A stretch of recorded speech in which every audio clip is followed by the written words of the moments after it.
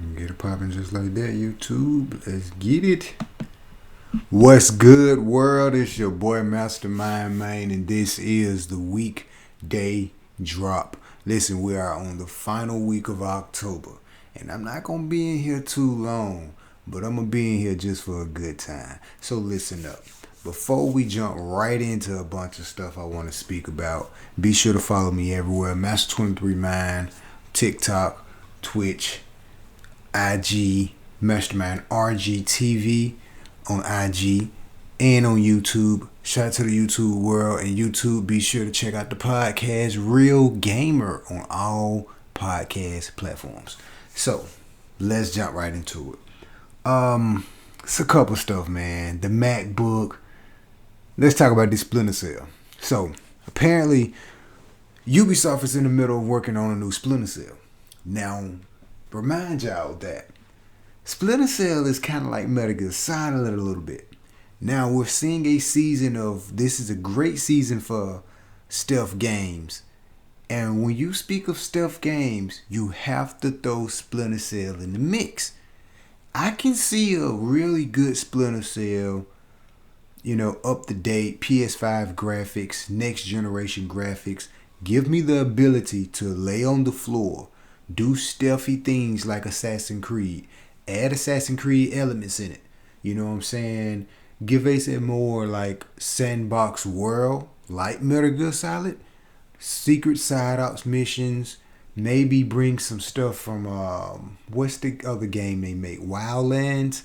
Bring some characters in from there, or like cross missions like you did before, how they brought Splinter Cell onto that game. You can bring these guys from this game from Wildlands to Splinter Cell.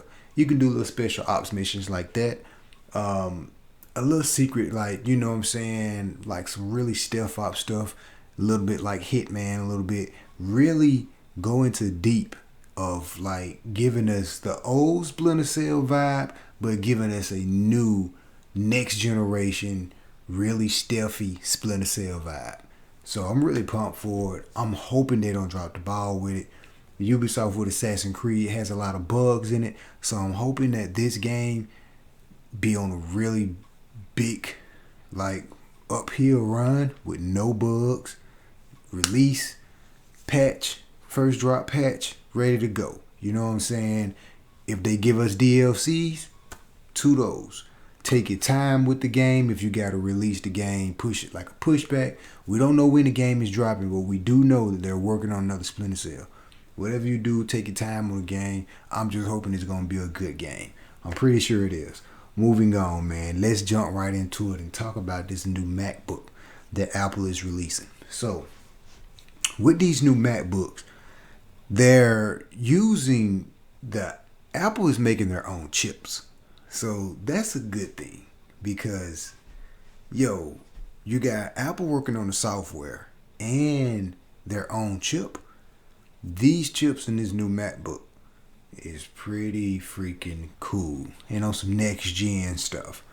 I'm not going to go too deep into the tech end of it, but on the gaming end, what's so cool about it is, let me just go ahead and just read off a couple of these stats. Now, these stats are still kind of in the wild right now. You know what I'm saying? They're still testing out some stuff because they're not released to the public as of yet, as of this podcast as yet. But by the time you hear this, the new MacBook will be out. So I'll just read through a couple stats. So listen, man, the M1 Max 32 cores equaling up to 10.4 teraflops. Now, the whole thing about the whole teraflops, right, when you hear teraflops, you think of gaming. So with the Sony PS5, which maxes out at 10.28 teraflops. That's right. The new MacBook is just as powerful as the PS5. Now, like I said, I'm not going to go too deep in on the tech end of it, but on the gaming end, why is that so important? The problem is, Apple don't have any games. Apple don't have any AAA title games. So you can compare it to a next generation console all you want to. But if Apple can produce a AAA title game, that's a different story. Two, Apple is also working on a new headset. Remember, they're working on some VR tech. Three, remember, you can play apps, run apps on these new MacBooks. If you got Nintendo dropping games like Mario and Pokemon on the mobile devices on iOS first, imagine playing these games, and if it's a smooth transitioning to where you can run on the apps directly on the laptop, smooth transitioning, listen, they might not, they don't have a AAA title game like PlayStation or Xbox or Nintendo, but they're already kind of plugged in with Nintendo on Mario and Pokemon. Two, the Apple Arcade, not so bad. You can just play it, with the Apple TV, with the Apple TV remote, bada bing, bada boom.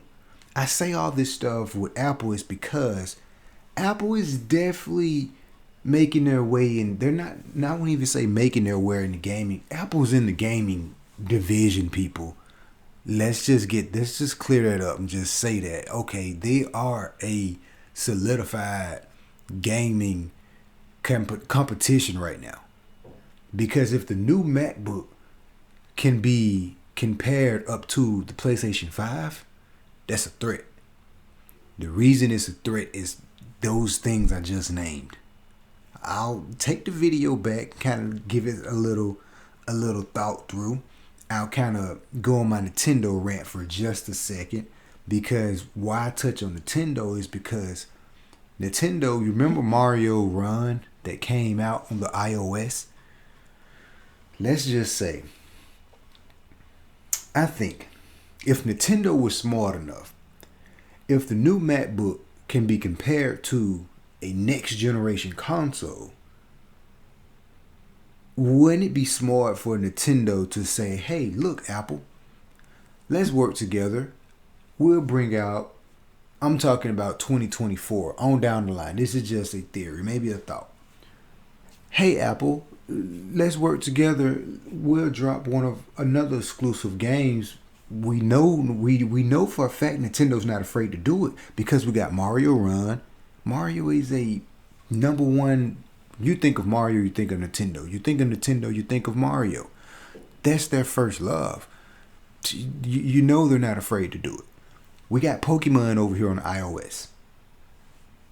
They're not afraid to do it. So thinking of another Nintendo character playing on this high-powered MacBook, and not even the fact that it's more powerful than or in the next generation of power, not even just the fact of that, but just the mere fact that we're getting a redesigned MacBook with the HDMI port also, finally, and ports and everything is coming back. The display looks very good, and the GPUs in it is like, whoa, that's great. And great innovation and great transitioning over to apps. Perfect opportunity for Nintendo to slide in because they don't have a console that's just as powerful as next gen. So if they needed to enhance some type of Nintendo game, the perfect place would be a MacBook. Why Nintendo wouldn't work with Apple to just come out with we're just testing out a game. We're just working with Apple to test out a game to show you all how a new Nintendo game would look on a MacBook Pro. I say Nintendo should meet up with Apple and make some things happen. I don't see that not being possible. That's a possible ability. That's something that maybe can happen. Like I just said, we're seeing it with Mario and Pokemon. There's other examples, I'm sure, but those are the first two to come to mind. So with that being said, it's a good day in technology and gaming world. So man, the M1 Max 24 cores, 7.8 teraflops, M1 Pro 16 cores, 5.2 teraflops, M1 Pro 14 cores, 4.5 teraflops. M1 8 cores, 2.6 teraflops.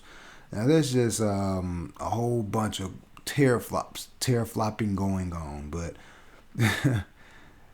these new chips that Apple is making to put in these new MacBooks are going to be lovely. And for the mere fact that, remember, you have the whole what's the program where you can work with the movies and stuff. I can't think of it off the top of my head right now, but you could work with the movies and stuff, even in the new iPhones, to where they have the cinematic mode. That's basically, you know what I'm saying, it's easy to, like, you can pick up what you're doing on your iPhone right here on the MacBook using that same cinematic mode. It's pretty dope. Apple got some new stuff that's coming down the pipe, and not just software wise, but hardware wise too. When you give us the best of both worlds and something revolutionary like that, this tech is pretty cool that's inside of these boxes. Moving on, man, because I'm pretty pumped by them, but I'm like, oh no, Apple, no, we don't need another competitor in the gaming market. But they kind of already been there, but it's kind of like I kind of forgot about Apple Arcade. I kind of forgot about those guys. I kind of forgot how well Mario Run did back in the day. Kind of forgot that Pokemon Go was the first, came out on iOS first. Anyways, moving on. Y'all see my theory going down this rabbit hole here with Nintendo and Apple. I'm thinking it'd be something really great. Moving on here. Let's talk about this Call of Duty, man. I got some notes right here. I wanted to talk about this Call of Duty. So according to, let me see where did I get this from? Like, a bunch of stuff on Twitter. Follow me on Twitter, Master23Man2, by the way. According to GameSpot, man, Vanguard PlayStation DLC won't come out for Xbox and PC until November 2022. That's not good. I don't have an Xbox. I'm not a PC gamer. Sony and Nintendo. But I will say, as a gamer, that's not cool, man. I really wish they would just drop the keep it a week, like give it to us a week ahead, and then y'all don't get the DLC until a week later. A week, but a whole year? Whoa, wait a minute. They won't be getting the PlayStation DLC until November 2022. That's when another Call of Duty is gonna come out. So you gotta ask yourself, when you're playing the Call of Duty, you know the menu when you first turn Call of Duty on. They got the menu set up to where it got Vanguard, Cold War, and I think Modern Warfare is on there, and they got Warzone mode. So my thing is, are they gonna make this like? Are they going to make that menu, are they thinking about making that menu just an all-in-one spot to where you can play all of these Call of Duties? Because if Vanguard Zombies is tied to Cold War Zombies, it makes a lot of sense for those two games to be on there. And plus the Warzone mode, you don't necessarily, you know what I'm saying, that's a different mode on its own. So it makes sense to have it like an all-in-one menu. I can see them doing that. So the question is, they're going to still be releasing content and still be heavily supporting Vanguard into 2022. So what about the next Call of Duty that comes out? Will they put that in a cycle to where Xbox get the next gaming content or the next Call of Duty DLCs 20 early, and then PlayStation get the next Call of Duty DLCs? We have to wait like a year? Hopefully not. Usually, I know I was reading stuff online, man, and supposedly the Vanguard deal is supposed to went to Xbox. At least that's how it normally shapes out. To where Xbox get a deal with Call of Duty to where they get the DLCs and stuff early. PlayStation get them early the next year or the next Call of Duty or the next one after that one, so on, so on. But for the last 3 Call of Duties, PlayStation been getting the hands up on it first. So for them to do this a whole year, I'm like, wow, that's not right. And I don't have an Xbox or PC. I still feel for them as a gamer. I think PlayStation. I think Call of Duty should change that. I really think they should make it at least a week, not a whole year. But it gives me the idea to where I think they may just be, keeping the live support and keeping people in trying to play these games even after new Call of Duties come out. Because I can see them still supporting Cold War up until 2022, like they're supporting it now. A little bit. A little bit. I would say Cold War is still going to be popular even next year doing Vanguard. In the prime of Vanguard, I say the prime of Vanguard is going to be around April or May. That's going to be the prime area for it, and it's going to probably get a lot of plays, and that's when people going to really jump into it. It should be really pumped up and hype. Everybody didn't seen it. Right around then, that's a good juicy moment for it. Around that juicy moment, I think Cold War is still going to be getting played. So with that being said, 2022, after that, you feel what I'm saying? They're still going to be supporting these old Call of Duty games like Cold War, Vanguard, and the next Call of Duty. So, and so on and so on. So, I don't know, man. I hope they change that, but they may be on to something. Moving on. Something else I wanted to come up here and speak about. Let me touch on the Netflix gaming thing for a second. I touched on this on the last episode before. That's right. Netflix is really, really getting into gaming. I'm telling y'all, man, gaming is one of the places where it's been it's been popping. It's been hot for a long time, and for those that's just coming in, it's been hot for a long time. So, for the mere fact Netflix is getting to gaming is like one of those things where, wow, man.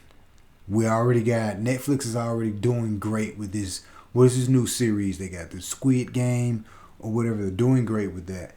That show is doing numbers. So I can see them like, if Netflix got all these eyes on it, billion of users or whatnot, and allowing all the database of users that's on Netflix, tapping them into a game right from their sitting on their couch, and you can just like, that is just like, whoa, that's pretty cool. Especially if Netflix dropped like a Netflix controller, like an actual gaming controller, to somehow with a screen on it, a little bit, this would be a perfect design. Kind of like how the PlayStation controller is, but set it to where there's a screen on the controller. Log into your Netflix account, and boom, your Netflix account, you're connected to it, and the controller is Bluetooth connected to your television or whatnot, and you're able to swipe through like you swipe through the movies or whatnot, going to your next movie on your remote. But with the controller, you tap into the games on Netflix, kind of like Stadia a little bit. If they can get this thing down packed, they may be on to something. Now, the games that's going to be on Netflix is like, they're probably going to be some trash games. But the thing is, if companies like Apple, Netflix, and Amazon is already into gaming, get into gaming or whatnot, so yeah, we can add them on the list. We'll say all this over. Apple, Netflix, Amazon, if these guys, and Google Stadia, if these guys can get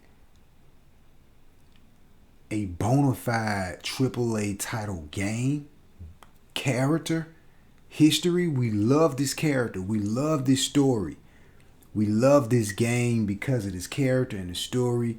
We love this game. We love AAA title games because of things like the story, the character, and so on and so on. If they can get those key principles down in a game, oh man, that changes the dynamic of the gaming universe. Because right now, the juggernauts we see on top is Microsoft, Sony, which is PlayStation, Xbox, and of course Nintendo. A lot of times you only mention Xbox and PlayStation. People are like, hey, don't forget Nintendo. Oh, yeah, Nintendo. You know? So that changes everything when you think of companies like Netflix, Google Stadia, Apple Arcade, and the whole Amazon console that's supposed to be dropping. Like, that changes everything. But that's only me in the future thinking, because right now they don't have any games. They don't have any characters. They don't have any AAA title games. So moving on, because Anchor's gonna cut me short real soon. Elder Rings is pushed back. That's being delayed to February. Listen, that was a really gorgeous game. I'm not an Xbox person, but if I had an Xbox, just know that'll be a game I'll get. It's not a bad game. Something else that was pretty cool. Shout out to Push Square. Shout out to Push Square. Gave them a couple retweets on Twitter. But they had an article up here I was reading. It was about the PlayStation app beta let users share their screenshots and video capture. The cool thing about that is that's good for content creators like myself and everyone else here in the gaming community and the content creation gaming community, which is all still one. But the cool thing about it is, hey, you're here on the PlayStation app, and boom, you can basically capture your screenshots from your games and your video content, and you're playing your game or whatnot. It stays up in the cloud for about 7 to 14 days. I don't have a full article pulled up, but it stays into the cloud for a short period of time, and you can, edit it, put it out there. That's freaking cool. It's a beta right now. Hopefully PlayStation, clearly they're just kind of testing around the waters, trying new things. I hope they make that thing final and come out with it. I think that was really about all I wanted to come in here and speak about, but I was really, really pumped about that MacBook, man. Oh, and we're getting the Xbox refrigerator. The big Xbox black green refrigerator that was trending very well on Twitter. We're getting that real life Xbox refrigerator.